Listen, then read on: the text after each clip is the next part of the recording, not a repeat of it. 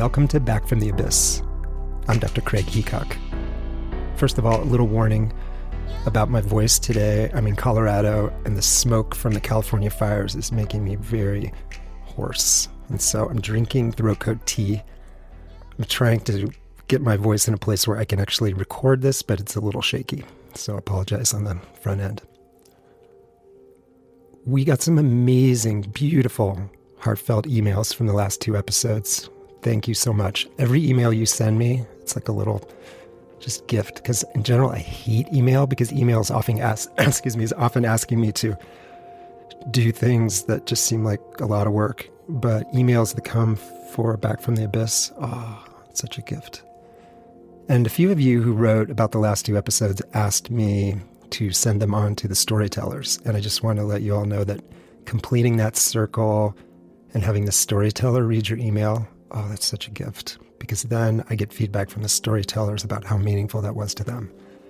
So again, all of you who write into us, your emails are deeply appreciated, and I will always respond to them. So today I bring you an episode that I've been wanting to do ever since I started this podcast.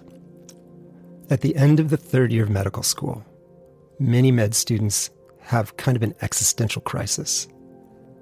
After a year in the core rotations, they come to the ironic and awkward realization that medicine is about taking care of sick people and often very sick people. This then catalyzes a mini rush to the specialties that don't directly deal with very ill patients. For those of us who stayed in the specialties that are in the trenches with very ill patients, part of our calculus in the choice of medical specialty is what kind of pain and suffering we think we can best handle. And for me, orthopedic trauma and the operating room and burns and geriatrics, off the table completely. I was looking for something where I could have longer-term relationships with patients dealing with chronic illness. And the unique suffering of psychiatric illness, I came to realize that this was the type of pain I knew I would be able to handle. Well, as you listeners know who've listened to all the seasons, you know that I mostly handle it well, sometimes not. Every specialty has its dreaded diagnoses, the words that you never want to have to pronounce to a patient and their family. And in psychiatry, this diagnosis is schizophrenia. Today's story is told by Meg and Phil, whom I've been working with pretty much my whole career. I met their son Matthew when he had had his first psychotic break during middle school, the same middle school my 3 girls attended.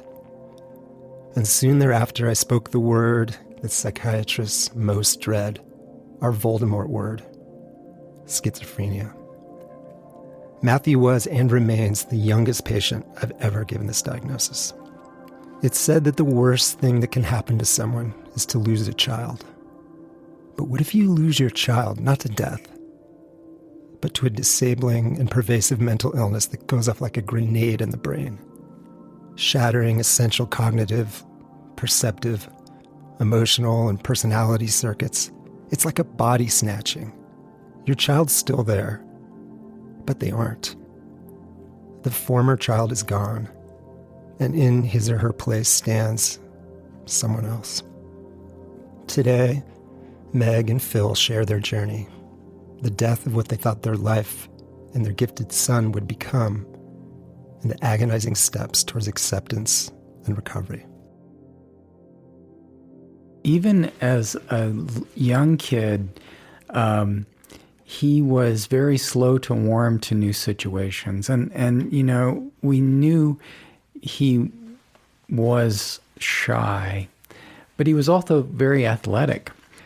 He was just always this, shy, meek person, but also a very intelligent person and somebody who wanted to do things in the world. And he wanted to be, if you asked him what he wanted to be a marine biologist or a veterinarian. He wanted to do things with animals. And they say that people being slow to warm to new situations indicates that they might be, they might have a problem like this later. But of course, lots of people are shy and are fine. anyway, in 2006, we took 2 huge family vacations. We went to Europe for the first time, and we went to Hawaii in the same year. And he had been to Hawaii before, and he loved it there, and he loved to surf and things, and he just didn't enjoy anything. And we just thought something's gone off here, and so we took him to a counselor, and people talked to him, and they thought he had depression. And this was the summer between 8th grade and 9th grade. He played baseball, soccer, basketball, and tennis. And I mean, sometimes he would do 2 sports at a time. He just loved sports. And in 8th grade, he was the number 1 singles for his school because they had a little tennis team, you know. And then that summer between 8th and 9th grade was when things started going wrong. They said, well, we think he's depressed, and they put him on Prozac, and things seemed to be better for a little while, but then he started getting angry, belligerent with us, and he started saying that he wanted to have a gun, and we weren't going to have any gun. We don't have any guns, and we weren't going to get any guns. And he started saying that he was angry with us, and he started things like over, you know, certain music that we didn't think he should listen to, or extremely violent video games. You know, I remember particularly he wanted this one, and I looked into it, and it was a war game where I remember especially you could get points for like kicking the bodies of enemies that you had killed in this game. And I thought, that's like an atrocity, like a war crime that they're giving you points for, you know, and I didn't want him to play a game like that. And he got more and more angry about things that we wouldn't let him do, or things that we made him do. And in the fall, he said to me for the first time that he was so angry he thought he could kill us. And but he still was saying he wanted a gun. And at one point he said that he was so angry that he could kill us, but if we gave him a gun, he wouldn't be angry anymore. And then you looked in his backpack. Why don't you say something? Well, our son was very bright and very organized.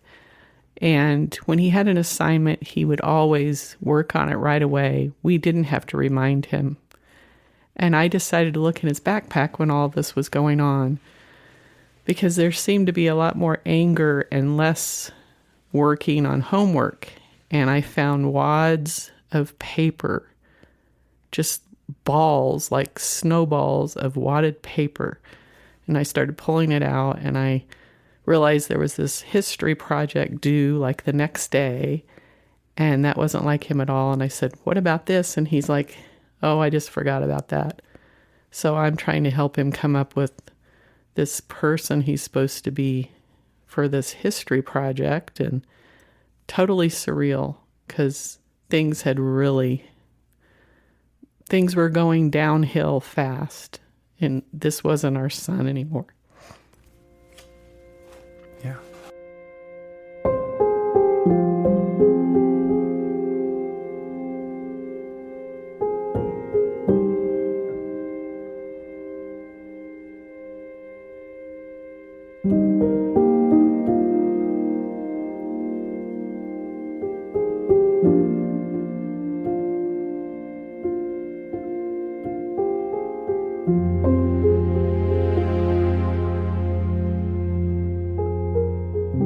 Our family doctor referred us out to the Mountain Crest outpatient, and so we wound up seeing you, and this was February of 2007, and So then we all were in talking to you for a while, and then you had Meg and I leave, and you just talked to Matthew for a while, and then you called us back in, and you said, I think he needs to stay here tonight because I don't want to read about your family tomorrow in the paper.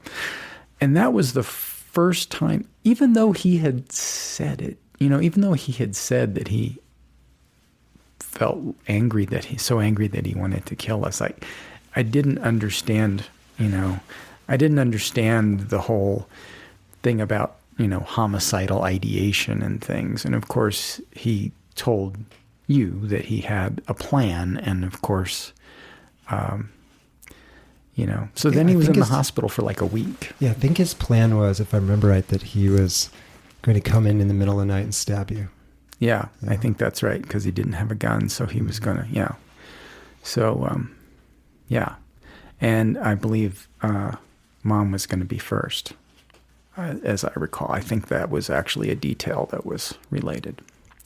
So he was in the hospital for, I think, a week, and we sat at home and just cried and waited for the visiting hour and tried to we couldn't understand, of course, what was happening. We didn't really know anything about schizophrenia and we didn't even have the diagnosis then, I think.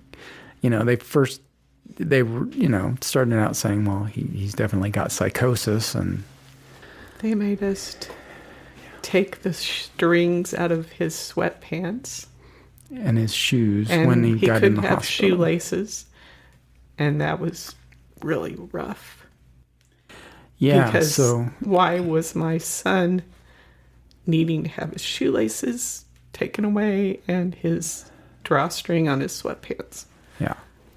So he was, so that was, when he got checked in there, he let me go back there with him. I mean, it's young onset, severity of symptoms, all these things are against him. And yet one thing that's been constant is that he was still in many ways willing to talk to us, willing to confide in us, willing to let us be there. I mean, he let me be there while he was being checked in to the hospital.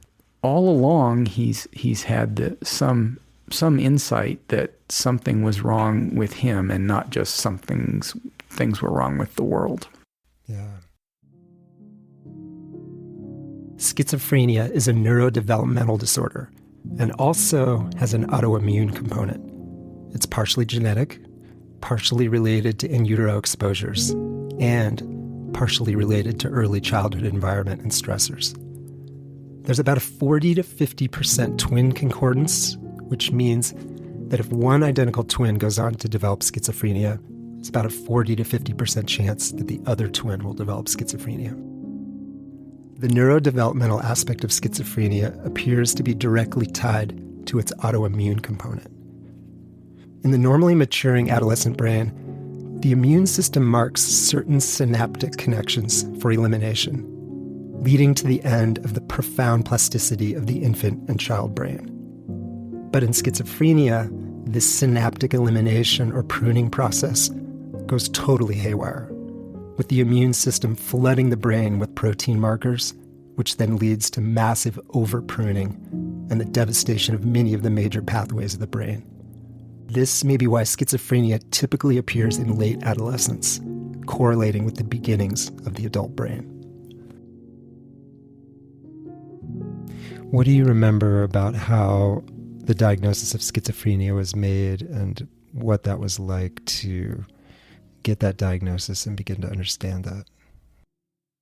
Do you remember? Because I'm not really sure. It seems like it wasn't very long, which is interesting because so many people wait years and years for a diagnosis, and I don't remember how we got the diagnosis and when, but it seems like it wasn't long. It wasn't long, and it was very devastating to think that our son, who seemed so capable of having a wonderful future, could have that serious diagnosis, and we bought a giant book about schizophrenia, and we started reading about it, and a lot of the symptoms were exactly like what we were seeing with our son, and that was scary.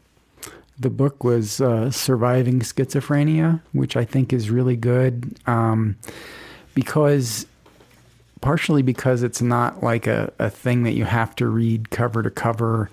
You can kind of flip around in that book and read a couple of pages and gain something out of it, and you don't have to sort of commit to reading the whole thing.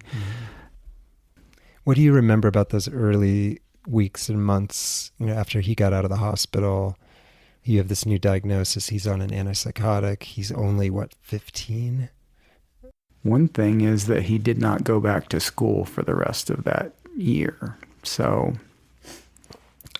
we were fortunate that the school district was really good. And we've had people, we hear very mixed reports. Some people have a terrible experience with the school district, and we were just very fortunate that all the school administrators and counselors that we dealt with really wanted to help, and they sent tutors to the house, and but he was having an awful time, right? He didn't go back to school the rest of the year because he was having hallucinations. Even then, he was having mostly auditory hallucinations. But I remember in particular, and we were trying to keep, life kind of normal, right? So we went out, and he has an older brother too. We went out as a family to dinner one night. And Matthew went to the bathroom, and he came back, and he was just shaking. He said that when he was in the bathroom, he saw a bloody knife on the floor of the bathroom.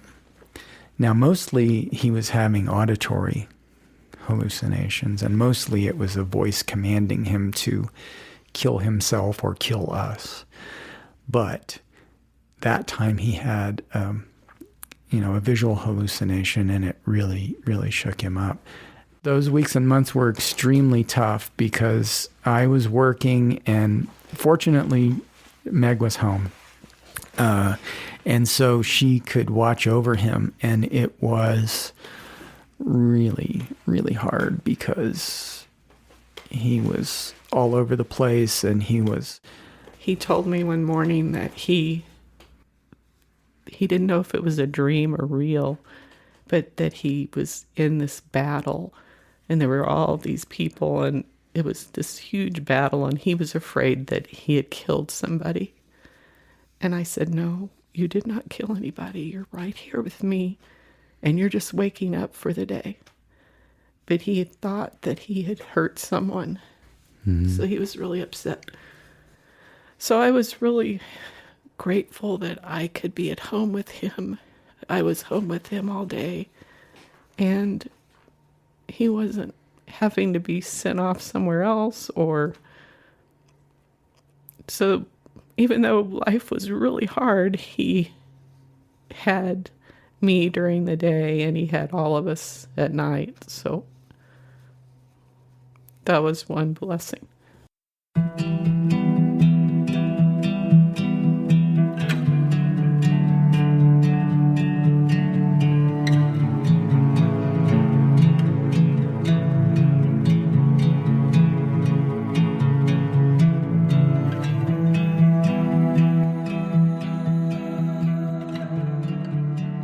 2 months after, in early April, he wound up back in the hospital with suicidal ideation. The first time he was hospitalized was homicidal ideation when he had shared the plan.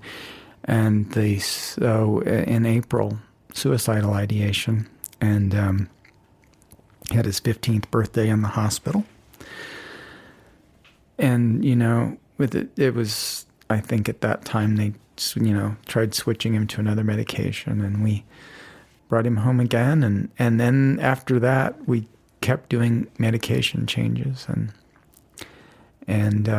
But that was the only was in the hospital twice.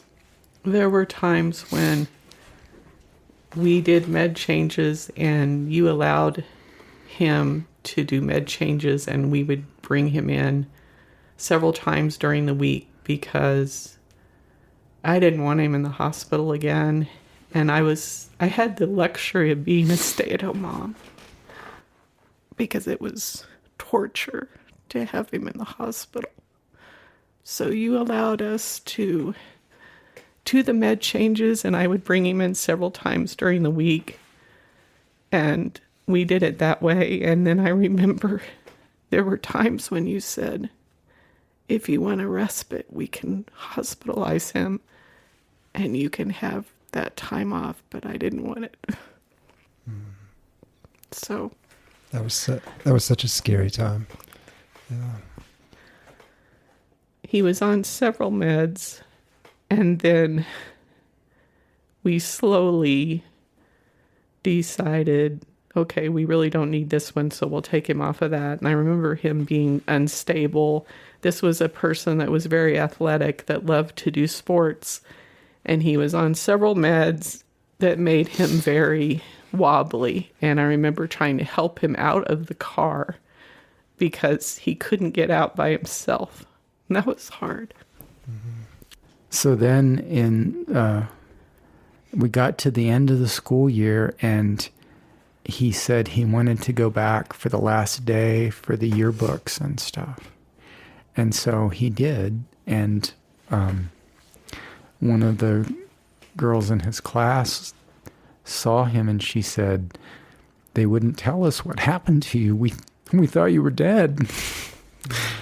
But there he was, and he really seemed happy about having done that, And so I don't know. He the whole anhedonia was there, but he and avolition, right, lack of motivation. But he had something he wanted to do still, and he did it, and he felt good about it. So that was hopeful. Mm-hmm. I remember in those early months, with all the med changes, trying to find something that would dial down the suicidal ideation, the homicidal stuff, the voices. And I remember hoping that he was going to be positive symptom predominant because he was the youngest person I'd ever diagnosed with schizophrenia. And, meds do much better with the positive symptoms, the delusions and the hallucinations and the voices and the thought disturbance.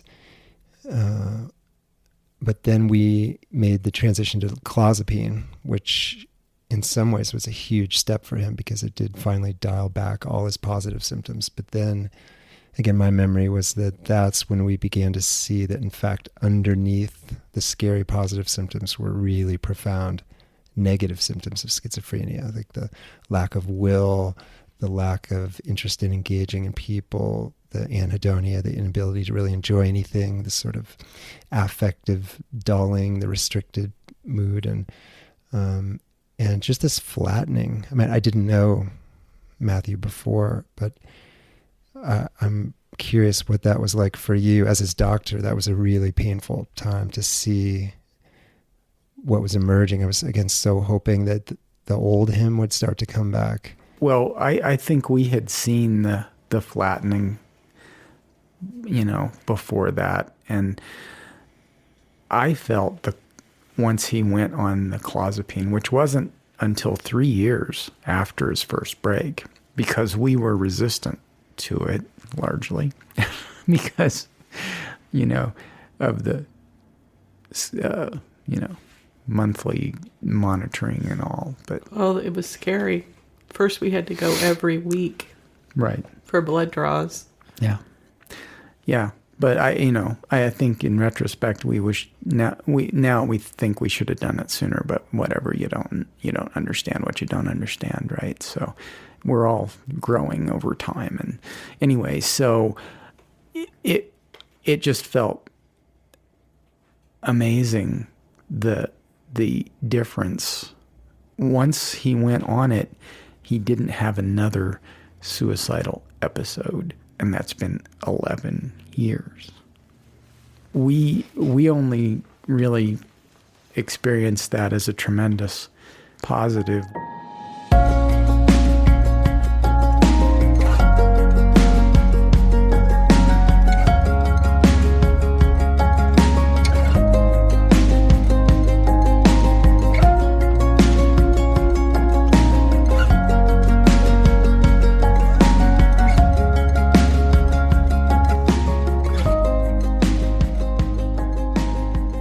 We had already seen the executive function thing is really bad, right? And we went from doing all these advanced classes, working on his goal of going to college, anywhere he wanted to go, basically, he could have went. He had mostly A's and a couple of B's.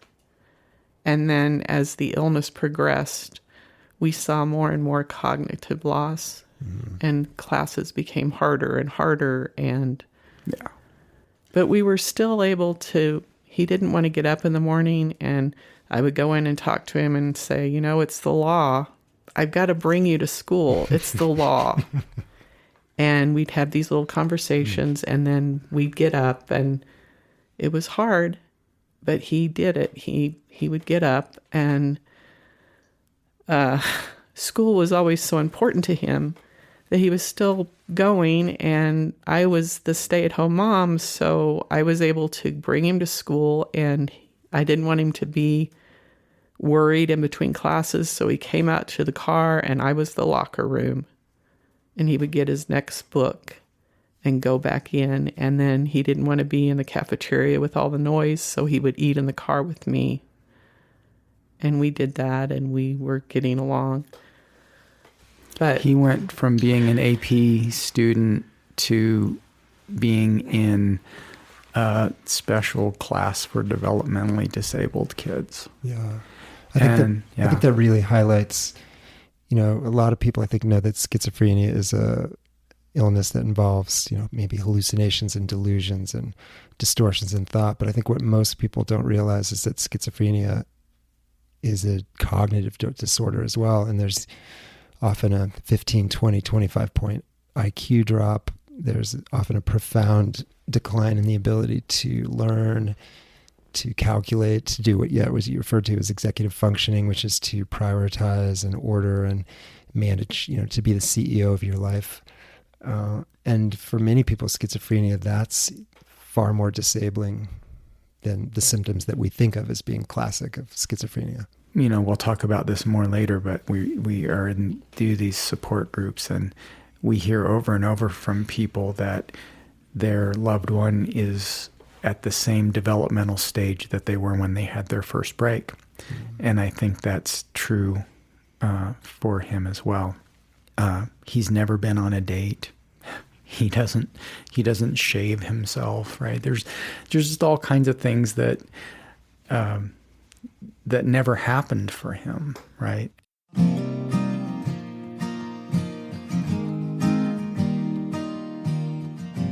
In general, good insight is a positive predictive factor for the treatment of psychiatric illness. With schizophrenia, however, the situation, it's more complicated. Matthew has generally had decent insight into the fact that he has a severe mental illness and needs to take medication. But this insight has also been a source of anger and confusion and grief, for he recognizes what his illness has cost him. Tragically, the presence of insight with schizophrenia significantly increases the risk of suicide. For this reason, we've all been very, very grateful that Matthew has had such a positive response to clozapine and hasn't been suicidal in years.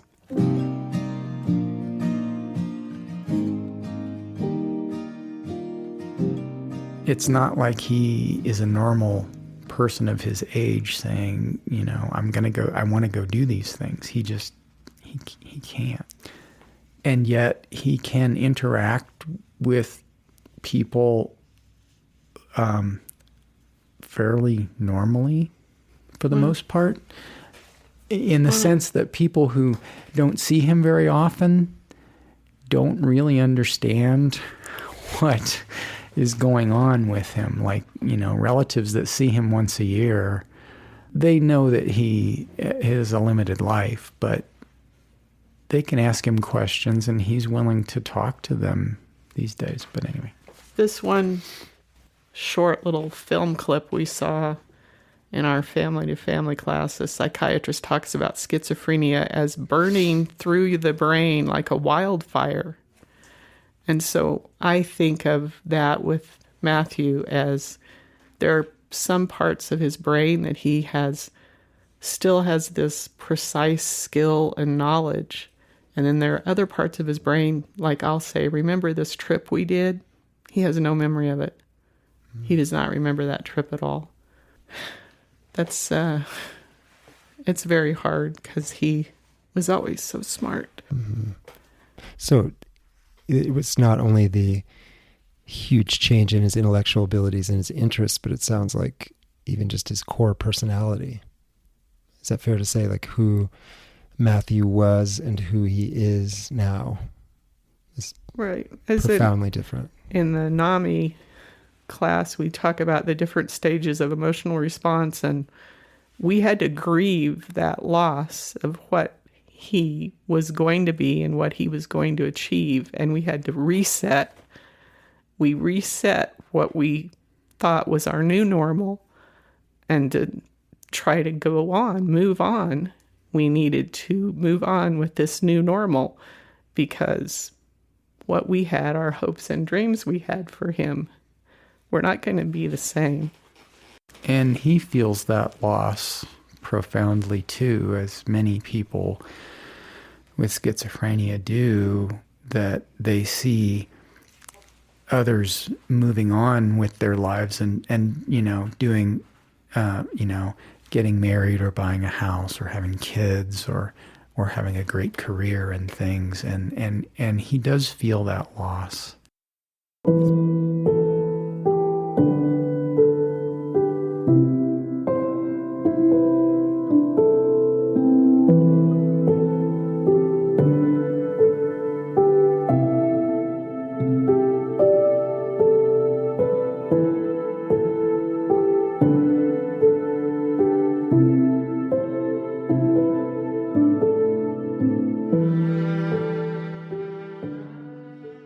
A couple times you've mentioned NAMI. I wonder if you might share how you got hooked up with the National Alliance for the Mentally Ill and sort of your journey through that as parents, and then taking the family-to-family class and then starting to teach that.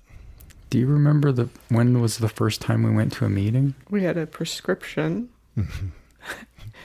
that was written and handed to us, and it had NAMI on it. And so we contacted that person, and they told us about the next meeting, and we went to that meeting.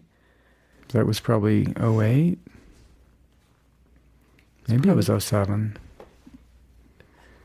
And I remember the first meeting, one, it was nice to know that a meeting even existed in this world where other people were dealing with somebody that had a serious, persistent mental health problem. And I remember being glad that we were in there, but I didn't want to say a word. I just wanted to listen. And you shared our story. And after the meeting, a person gave us their card and said, if you have any questions, you can call me. But it was really like a breath of fresh air to know that we had a support group right there in town that we could go to. You can read lots of statistics about how many people, how many families are affected by mental illness. And of course, you see this.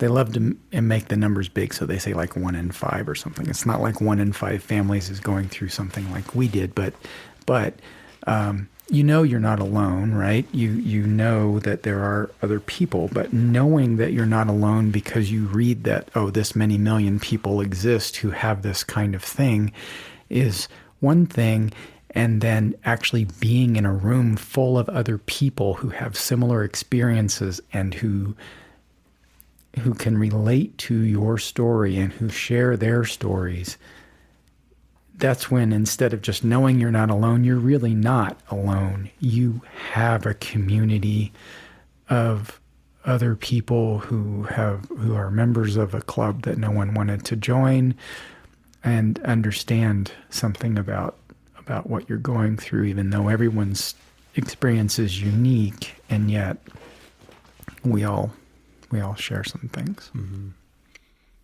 What was your experience, your memory of first being in the parenting class? We were so wrapped up in trying to help him get through high school. And he graduated on time. And oh my gosh, we expended massive effort on that, and they let him do things like not take speech class and not take gym class and stuff. And he had to still have the same number of credits, but they let him out of certain requirements, And we were so wrapped up in trying to help him get through high school that we never took the class until after he graduated. So the summer after he graduated from high school, we took the class. National Alliance on Mental Illness. The class is called Family to Family, and at the time it was 12 weeks. Now it's only 8 weeks. Another experience almost as powerful as, finding your tribe. For one thing, again, you have people all together to take the class, and it's taught by family members who have the same lived experience. So one of the things that NAMI tries to do is whatever audience a support group or a class is intended for, it is taught by someone who's in that same sort of role. So you're not in a class that's being taught by a professional. You're in a class that's being taught by somebody with some sort of similar experience to you. So, and there are support groups and classes for people themselves who are living with mental illness that, again, are taught by someone else who's in recovery.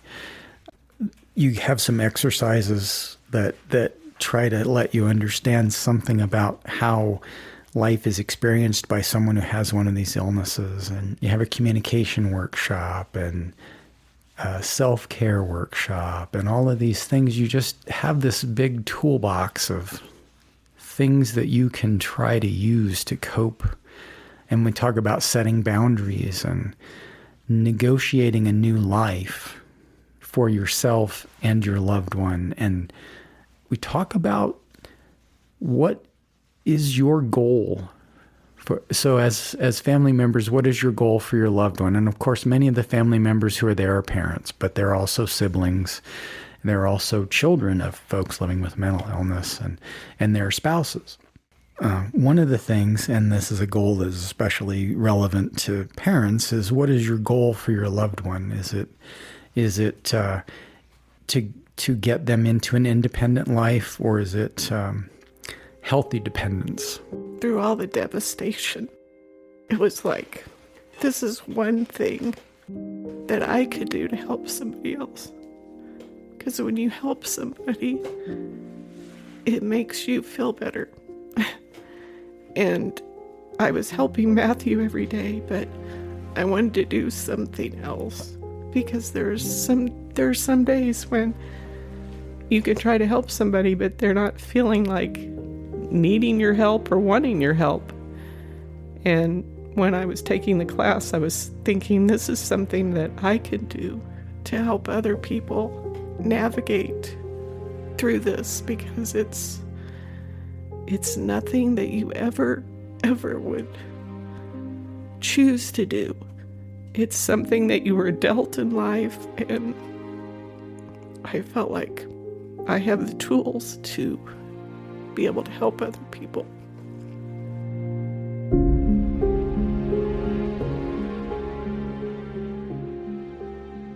Are there some memories you have of teaching the class that were particularly moving or powerful?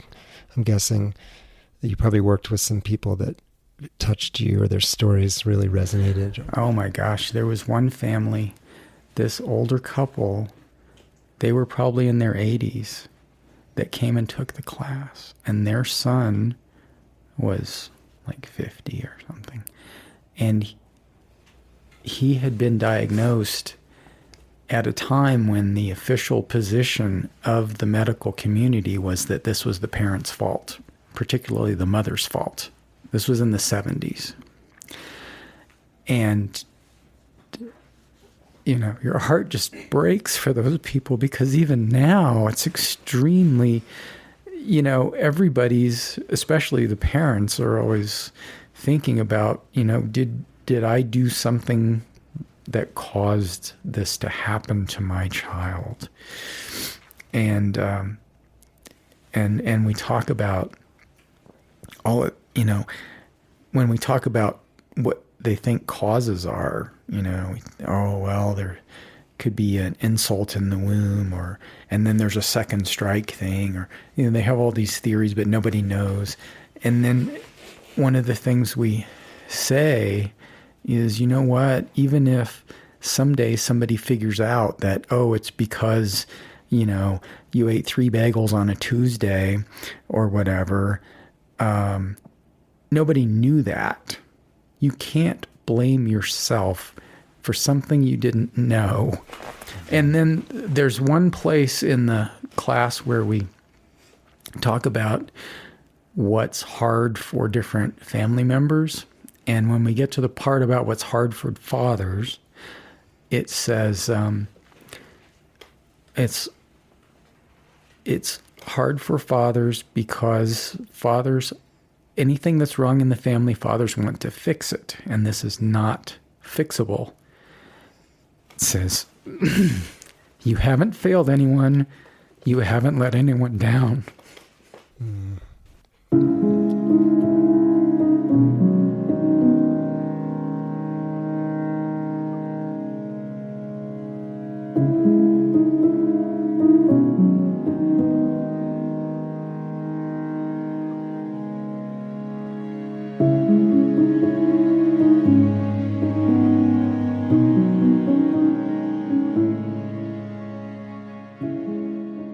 What would you say are the biggest ongoing challenges for each of you?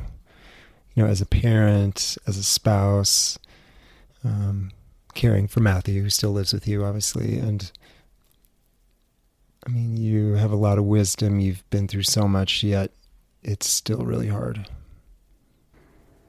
think I did try to do counseling with Matthew and Phil, and that wasn't working. We were getting a lot of combative problems, and you said there's really nothing that says someone with schizophrenia going to counseling can help unless they're really wanting to do it. And that was when we really had our worst conflicts. So we quit having Matthew do counseling, and I did it myself. And I never thought, growing up, I was never told, oh, well, you're going to need to have counseling sometime during your life.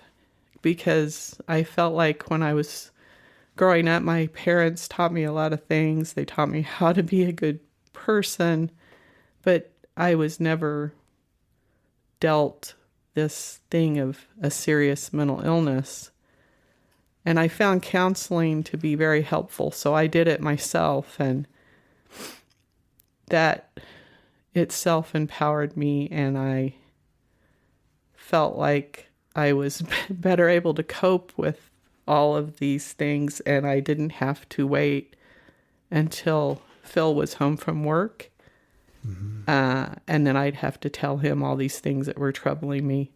Mm-hmm. I had a counselor that I could bounce my ideas off of and my fears.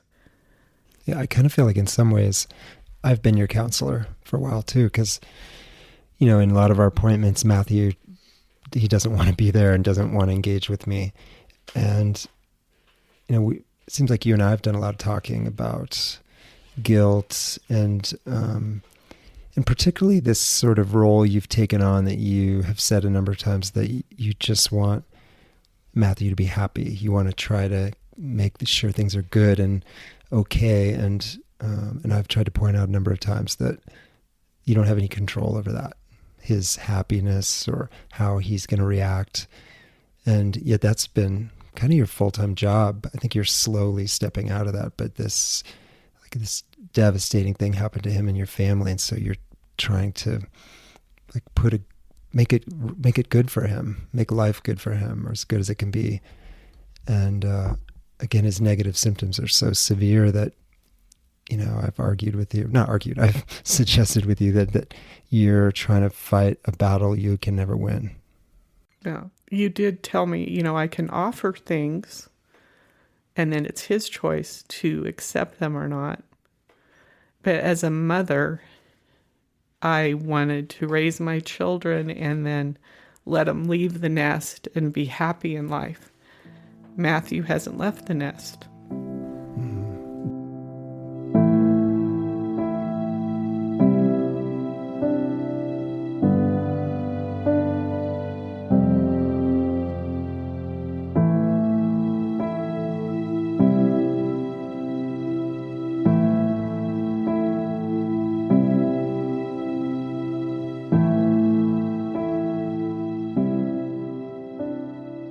Given what happened and when it happened in his life, it could be so much worse. Mm-hmm. We hear about all the time in support group about people who are in situations that are so much worse. So we have this weird thing where we are very grateful for many things that we know could be so much worse, and yet at the same time, there's this thing that it doesn't, we can't see now a way that it ever goes away, and it's not anybody's fault. It's like he got hit by lightning or was in a terrible car wreck or something. And in fact, if somebody had a traumatic brain injury or something, it would be a very similar situation. Mm-hmm. Sometimes you think about, gosh, if things were different, we could do this or that. And we were just talking today about some of our friends that spontaneously go off on trips or whatever. And yet we know that no one is more profoundly affected by this than Matthew, obviously. And his life has changed dramatically. And yet these days he is much more, seems more able to focus on the things that he can do and the things that he can enjoy. He actually loves role-playing games and card games and video games, and we go on walks every day. So things are a lot better than they were. I don't know how much better they can get. But there's the concept of recovery that is talked about in our class. And this is another thing that it's good that we taught the class, because I didn't get this at all either when I took the class. It took me several times teaching the class before I really understood their concept of recovery. It sounds very simple kind of when I say it now, but you are where you are. What's happened has put you in a situation, and recovery is trying to build a new life from where you are. And I think my problem with that to begin with was when I thought of recovering from an illness, I thought of going back to the way things were prior to the illness.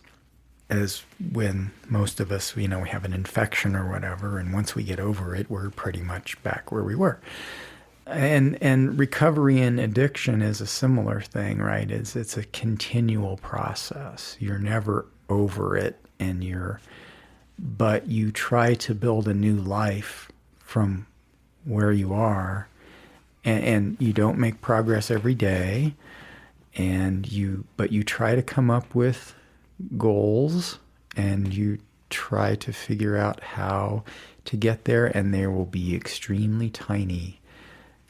If anybody who hasn't been through this looks at what you're doing, people would think that that's just not anything. There are some things that he does want to do now, and I'm grateful for that. So tomorrow there's a role-playing game he's going to be in, so that's awesome. He wants to be in a room with other people sitting around a table playing a game. Yeah, right? That's something. Big step. Yeah.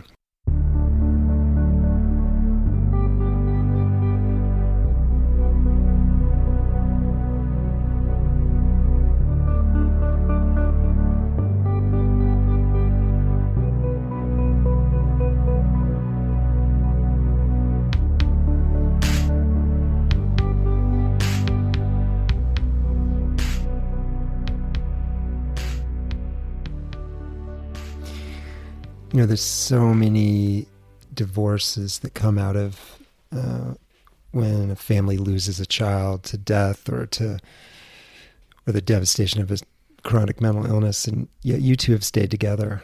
And I'm curious what that path has been like for you.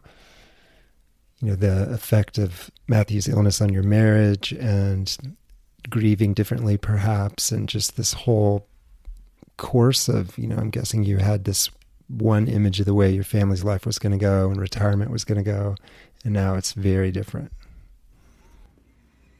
I always thought we were able to communicate really well, but I think that we have to force ourselves to share our feelings even more now with Matthew being ill, because we have different things that we think about, and if we don't share them, I think things can go sideways. Like we try to, when he's stable and doing well, having a date night is really important to me, because I have that time when I can talk to Phil by myself without, Matthew likes to be right next to me a lot of times. He's like my shadow. And I need time to just be able to talk to Phil. So when he's doing well, we have date nights and go out to eat, and we might be gone for a couple hours, 2 or 3 hours. And that's a way to make me feel normal.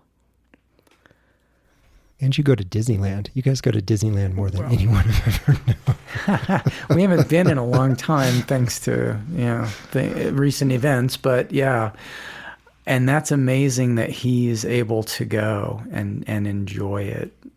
And he enjoys it. That was something he enjoyed before his first break, and that's something that he still loves. Even though there's so many crowds and noise all around him, he's really focused in on, he has the whole place memorized. He knows where to turn to get to each, little area and each ride. And it is amazing that he still loves it, because a lot of people with his illness would not want to be in the crowds and not want to be with all that noise. But he loved that so much growing up, and he still likes that. When we have our support groups, it's generally about 80% women, and many of them are the moms, and I think and many of them are married still, but many are not, and I think it's too intense for a lot of the dads. Is my take on it.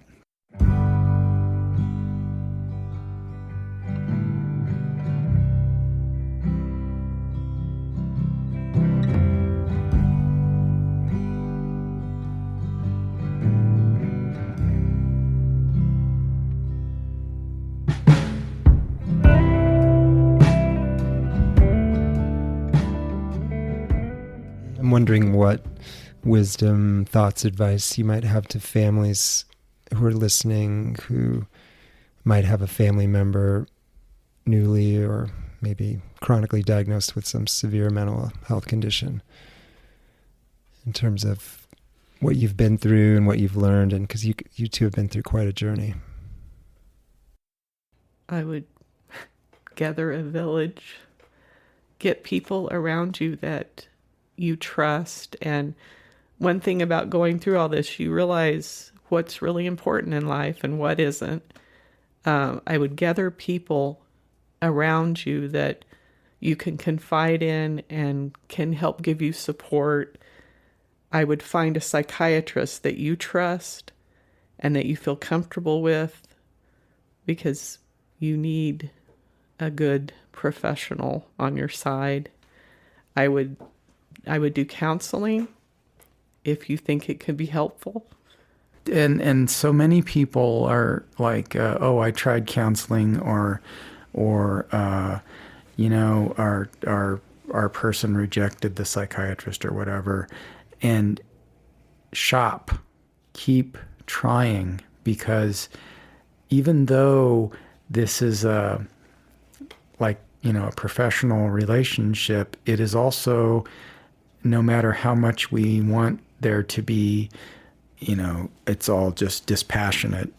We're dealing with extremely personal things, and even though you're not going to live with your pros, you are going to be talking to them about your innermost thoughts, and so you need to find somebody that in some way you click with. Lots of people go through multiple counselors and psychiatrists before they find somebody that really works for them.